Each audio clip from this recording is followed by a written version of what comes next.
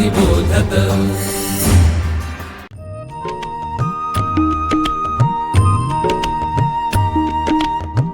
विवेकी अक्षर विवेकी लेखन सुश्राव्य वाचन श्रवणार्थ चरित्रे संस्कारी धीरवीर गाथा रम्य बालकथा अनुभवा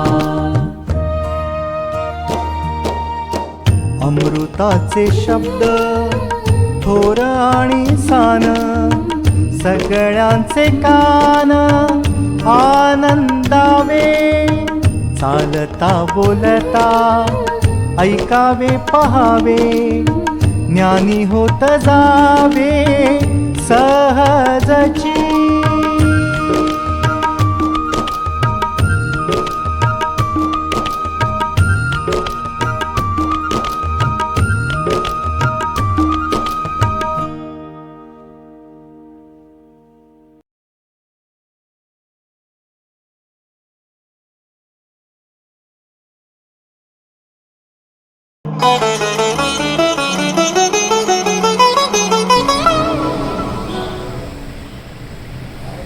नमस्कार, माझं नाव कीर्ती जोशी। मी प्राध्यापिका मृणालिनी चितळे लिखित स्वातंत्र्य लढा सहभाग आणि चिंतन या पुस्तकाचा प्रकरण 14 यातील अनुशीलन म्हणजे हा उतारा वाचून दाखवत आहे। अनुशीलन म्हणजे 1902 साली निवेदितानं व्याख्यानांसाठी जो झंझावाती दौरा केला त्यामधून भारतप्रेम आणि स्वातंत्र्य जोपासण्याची तळमळ व्यक्त होत असे। त्यामुळे अनेक गुप्त समित्यांकडून तिला व्याख्यानांची आमंत्रणे येऊ लागली। बंगालमध्ये गुप्त क्रांतिकारक समित्यांच्या स्थापनेला 1902 सालच्या आसपास सुरुवात झाली होती। त्याचं बाह्य स्वरूप जरी वेगळं असलं तरी तरुणांनी एकत्र येऊन काम करण्याची प्रेरणा मात्र एकच होती, ती म्हणजे भारत मातेची पारतंत्र्यातून मुक्तता। चर्चा, बैठका, व्याख्यानं, व्यायामशाळा, क्रीडा स्पर्धा अशा वेगवेगळ्या कारणांनी तरुण एकत्र येत आणि कृतिशील कार्यक्रम आखत हळूहळू निवेदिताच्या राहत्या घरात अनेक बैठका भरू लागल्या। तिच्या व्याख्यानांमुळे आणि तिच्या व्यक्तिमत्वामुळे तिच्याकडे आकर्षित झालेले अनेक युवक नित्यनेमानं अशा बैठकांना उपस्थित राहू लागले। विशेषतः रविवारी सकाळी अनेक महत्त्वाच्या व्यक्ती तिच्या घरी येत। त्यामध्ये संपादक, शिक्षक, पत्रकार, रामकृष्ण मठातील संन्यासी, कलाकार, रॅडक्लिफ सारखे परदेशी मित्र, नामदार गोखल्यांसारखे राजकीय पुढारी, तरुण विद्यार्थी अशा विविध क्षेत्रातील मंडळींचा समावेश असे। त्यामुळे तिचं घर म्हणजे राजकारण्याचा खलबत करण्याचा अड्डा आहे असा संशय सरकारला येत नसे। ही सर्व मंडळी देशातील विविध समस्यांवर आपली मतं मोकळेपणे मांडत। ज्या समितीच्या लोकांचे विचार अधिक पटत त्या समितीचे ते सभासद होत। अशा प्रकारे गुप्त समित्यांची संख्या दिवसेंदिवस वाढायला लागली। त्यामध्ये अशाही काही समित्या होत्या की ज्या सशस्त्र क्रांतीच्या मार्गाने जाऊ इच्छित होत्या। भारताच्या स्वातंत्र्यासाठी सशस्त्र क्रांती दलाचा पुरस्कार करणाऱ्यांपैकी अरविंद घोष हे एक होते। ते स्वतः बडोदा संस्थानात नोकरी करत असले तरी कोलकात्यातील गुप्त समित्यांच्या सतत संपर्कात असत। कोलकात्यातील यतींद्रनाथ बॅनर्जी या तरुणाला बडोदा येथे येऊन सैनिकी प्रशिक्षण घेण्यासाठी त्यांनी प्रोत्साहन दिले। यतींद्रनाथ यांनी प्रशिक्षण पूर्ण झाल्यावर 1 वर्ष बडोदा सैन्यात नोकरी केली।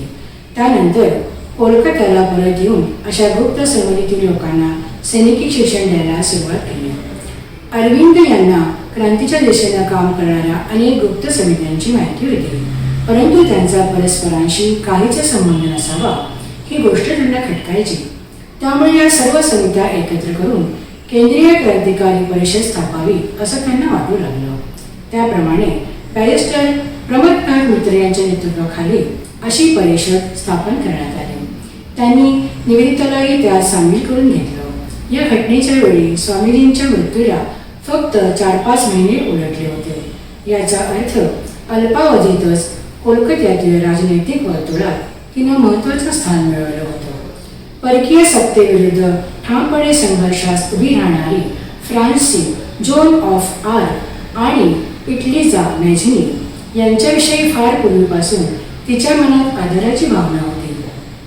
इंग्लंडमध्ये असताना आयरिश होम रूलची मागणी करणारी आक्रमक भाषणं तिने दिली होती. केंद्रीय क्रांतिकारी परिषदेत सामील होताना मॅझेरीच्या यंग इटलीची आठवण तिला झाली. या परिषदेमध्ये ती सामील झाली असली तरी मुळात अशा प्रकारच्या परिषदेच्या स्थापनेबाबत ती फारशी अनुकूल नव्हती. तिला वाटत होतं की परिषदेतील एका जरी माणसाला पोलिसांनी पकडलं आणि त्याच्या मागं चौकशीचा ससेमिरा लावला तर संपूर्ण परिषदेची पाळंमुळं खणून काढणं शक्य होऊ शकेल. पुढे एकत्रित परिषदेची कल्पना फार दिवस तग धरू शकली नाही. त्यामुळे होते ते चांगल्यासाठीच या विचारानं ती कामाला लागली. काही दिवसांनी अनुशीलन समितीची कल्पना पुढे आल्यावर मात्र तिने या समितीला सक्रिय पाठिंबा दिला. या समितीच्या स्थापनेमध्ये अरविंद घोष, प्रमथनाथ मित्र, चित्तरंजन दास, HD वसू आदी प्रबुद्धींचा समावेश होता. अनुशीलन हा शब्द बंकिमचंद्र चट्टोपाध्याय यांच्या साहित्यातून निवडला होता. अनुशीलन म्हणजे एखाद्या गोष्टीचा पाठपुरावा करणे किंवा गुच्छा पुरवणे. अनुशीलन म्हणजे आसक्ती, हव्यास, सराव. कोणताही अर्थ घेतला तरी क्रांतिकारकांच्या इच्छा, आकांक्षा यांचा पाठपुरावा करणारं समर्पक असं हे नाव होतं. अनुशीलन समितीतील सभासदांनी शारीरिकदृष्ट्या तंदुरुस्त राहावे म्हणून विशेष लक्ष दिले जाईल.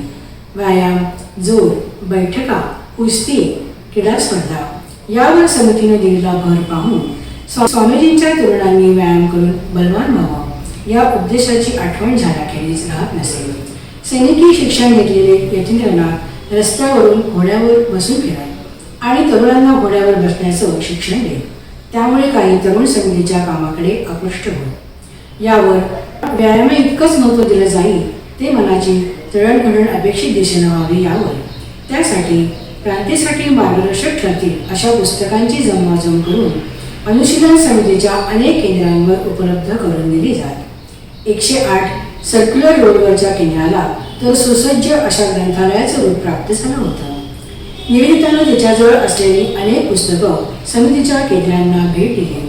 त्यामध्ये दादाबाई नौरोजी, रमेशचंद्र दत्त यांची ब्रिटिश अर्थावरील पुस्तकं, रामायण, महाभारत, युरोपचा इतिहास, इंग्लंडचा इतिहास, क्रॉमवेलचं चरित्र, अमेरिकन स्वातंत्र्य युद्धाचा इतिहास, फ्रान्समधील राज्यक्रांती, डच लोकसत्तेचा इतिहास, इटलीमधील क्रांतिकारक मॅझिनी आणि गॅरिबाल्डीचं चरित्र, 1857चा इतिहास, आयर्लंडमधील स्वातंत्र्य चळवळ अशा विविध विषयांवरची पुस्तकं होती.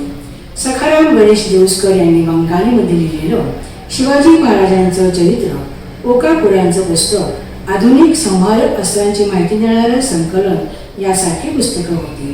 ती वाचून अनेकांना अधिकच स्फुरण चढत असे.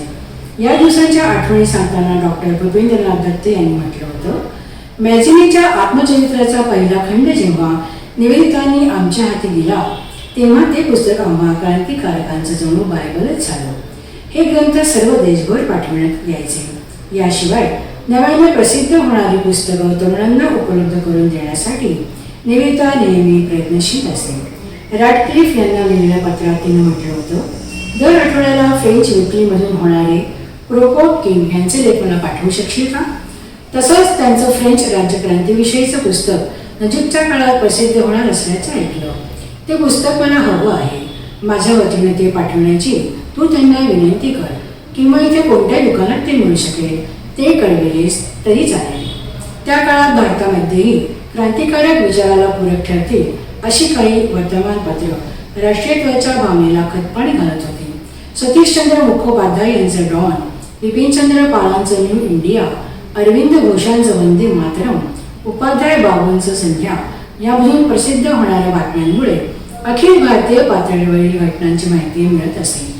निवेदितानं या सर्व वृत्तपत्रांमधून विपुल प्रमाणात लिखाण केलं. तिच्या लेखांमुळे विचार आणि कृतीला चालना मिळत असे. त्या काळात राष्ट्रीय आंदोलनात वंदे मातरम आणि पूर्ण स्वातंत्र्य हे शब्द मंत्रासारखे उच्चारले जाऊ लागले. समितीच्या कार्यालयात किंवा ग्रंथालयात पुस्तकं वाचण्याच्या कारणानं एकत्र येणं हे अनेकदा केवळ निमित्त असे. ग्रंथालय म्हणजे इंग्रजी सत्ता उलथवून टाकण्यासाठी डावपेच आखण्याचं हक्काचं ठिकाण ठरत असे. भारताचं अर्थकारण, राजकारण, आपल्या धर्मातील बलस्थानं आणि रूढी परंपरा यामुळे पडणाऱ्या मर्यादा अशा अनेक विषयांवर तिथे झळझळून चर्चा घडत, वादविवाद होत, मतभेद उफाळून येत. असं असूनही भारताला गुलामगिरीतून लवकरात लवकर मुक्त करणं याबाबत एकवाक्यता असेल. एकदा युगांतरच्या कार्यालयात चर्चा चालू असताना निवेदितानं आयर्लंडमधील सशस्त्र क्रांतीच्या लढ्याची समग्र हकीकत समोर बसलेल्या तरुणांना सांगितली. आयरिश तरुण प्रत्यक्ष लंडनमध्ये राहून इंग्रजांविरुद्धच्या लढ्याचे बीट आखायचे हे ऐकून तरुण वर्ग आश्चर्यचकित झालाच, शिवाय कोणतीच गोष्ट असाध्य नसते याची जाणीव त्यांच्यामध्ये निर्माण झाली.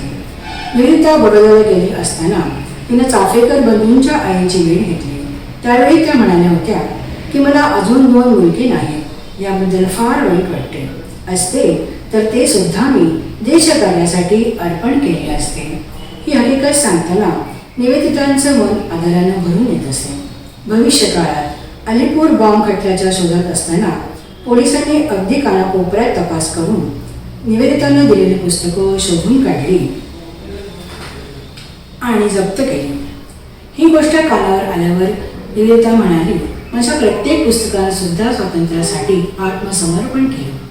हळूहळू अनुशीलन समितीचं जाळं सर्वत्र विणलं गेलं.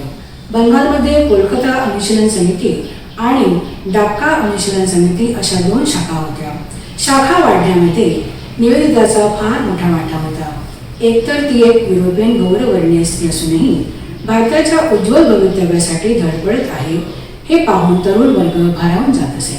शिवाय तिचं अमोघ वक्तृत्व आणि साधी राहणी याचा फार मोठा प्रभाव पडत असे.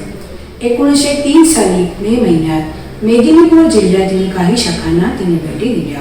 ती 5 दिवसांसाठी या जिल्ह्यात गेली होती. मेदिनीपूर स्टेशनवर तिच्या स्वागतासाठी अनेक जण जमले होते. तिला पाहून सर्वांनी हिप हिप हुर्रे असं म्हणत तिचं स्वागत केलं. निवेदिताला अर्थातच स्वागताची ही इंग्लिश पद्धत आवडली नाही. मुख्य म्हणजे तिनं मनापासून भारतीय जीवन पद्धती स्वीकारली असूनही तिचं स्वागत अशा पद्धतीने व्हावं हे तिला खटकलं. तिनं उपस्थित लोकांना बजावलं की पुन्हा अशा पद्धतीनं माझंच नाही तर कुणाचंच स्वागत करू नये. या घोषणेसाठी पर्यायी शब्द शोधण्याचं तिनं सगळ्यांना आवाहन केलं, परंतु कुणाला काही सुचेना. तशी ती उत्स्फूर्तपणे म्हणाली, हां चला आपण म्हणूया, वही गुरु की फत्ते सद्गुरूंचा विजय असो. तिच्या शब्दांच्या मागोमाग वही गुरु की फत्ते हा आवाज वातावरणात दुमदुमत राहिला. मेदिनीपूरला तिने एका व्यायामशाळेचं उद्घाटन केलं. व्यायामशाळा नियमित चालावी आणि मोठ्या संख्येने लोकांनी तिथे यावं म्हणून काय करायला पाहिजे याविषयी मार्गदर्शन केलं. तलवारबाजी, लाठी फिरवणं आणि अन्य कसरती तिने स्वतः करून दाखवल्या. एवढंच नाही तर 2-3 स्त्रियांना बंदूक चालवायला शिकवली. कोलकात्यातील एका शिक्षकाची 15 रुपये वेतन देऊन मुष्टियुद्धाचे शिक्षण देण्यासाठी नेमणूक केली. एरवी शिक्षण, कला, अध्यात्म अशा क्षेत्रात रमणारी निवेदिता व्यायामशाळेत एवढा रस का घेत आहे याचं कारण तिथे उपस्थित असलेल्या अनुशीलन समितीतील कार्यकर्त्यांशिवाय अन्य कुणाला समजण्याची शक्यता नव्हती.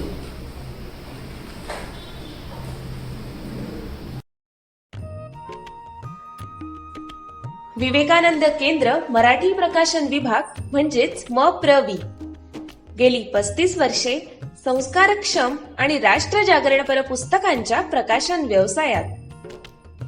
135 हून अधिक पुस्तके, 10 लाखांहून अधिक प्रतींची एकूण विक्री, कार्यकर्त्यांना उपयोगी पडेल अशा माहितीची विवेकशलाका आणि केंद्राच्या देशभरातील कार्याचा परिचय करून देणारी कार्यदर्शिका.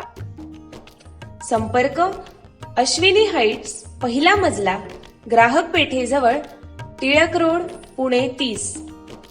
संपर्क क्रमांक 9881061686.